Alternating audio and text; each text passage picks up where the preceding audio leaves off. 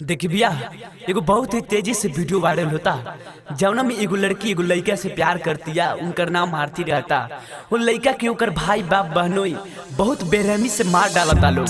लेकिन हम पूछा तनी काहे प्यार दुनिया में के ना करेला।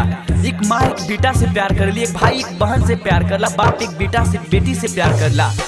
एगो लड़का एगो लड़की से प्यार करता का गुनाह बा? का ओकर सजा मौत हुई तो सबके मिले के चाहिए।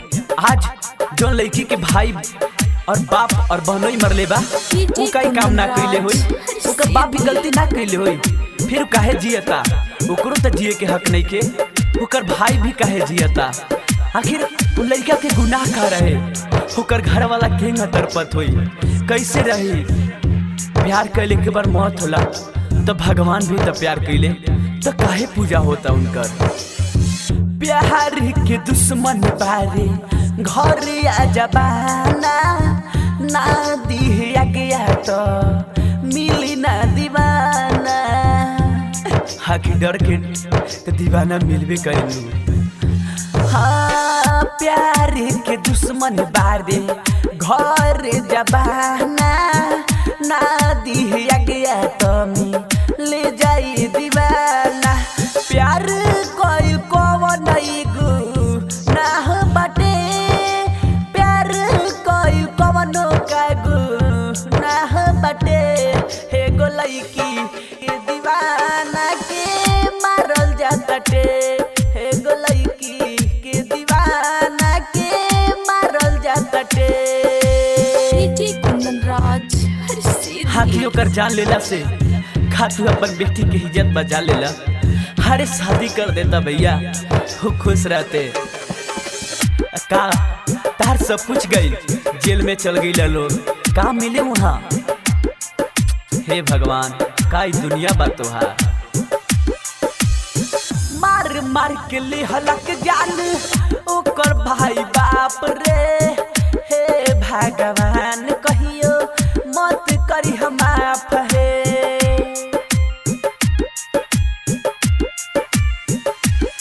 सब कोई एक दिन इहो कहरेला, जैसे जैसे ज्ञान वो बढ़ेला।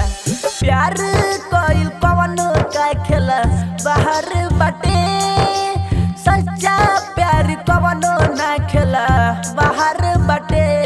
एगो दीवाना के जान से मारल जाताटे, एगो लड़की के दीवाना के मारल जाताटे। अगर ऐसा ही चलल लू तो पूरा दुनिया नष्ट हो जाइए भैया। जाके देखी है शहर में एक लड़का एक लड़की एकदम खुलियाम घूमता लोग। कैसे को दोनों में प्यार बा, लोग के गर्जीवन ना बोलेला कि चला ये लोग के अपन हक बा जीवन साथी चुने के, ये अपन चुन लेलक लोग। लेकिन हमनी के बिहार में सिर्फ ये चलता और यही के चलते बर्बाद होता। माही कल याद है प्यार के सच्चाई, अगर गलत बाटो सबके दम मिटाई। हे भगवान, आखिर दीवाना के सजा काहे मिलल?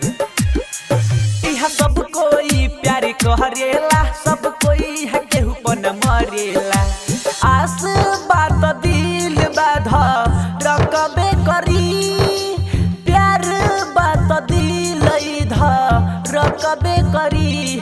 हे गो लड़की के दीवाना जब तो रकबे करी, हे गो लड़की के दीवाना जब मारल जाताटे। आखिर लड़का के जान ले लेला सा।